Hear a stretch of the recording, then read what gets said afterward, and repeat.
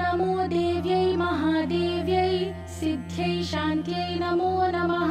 शुभायै देवसेनायै षष्ठीदेव्यै नमो नमः वरदायै पुत्रदायै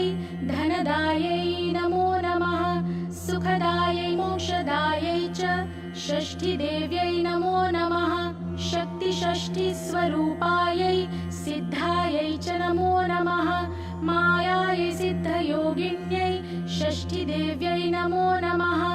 परायै पारदायै च षष्ठीदेव्यै नमो नमः सारायै शारदायै च परायै सर्वकर्मणां बालाधिष्ठातृदेव्यै च षष्ठीदेव्यै नमो नमः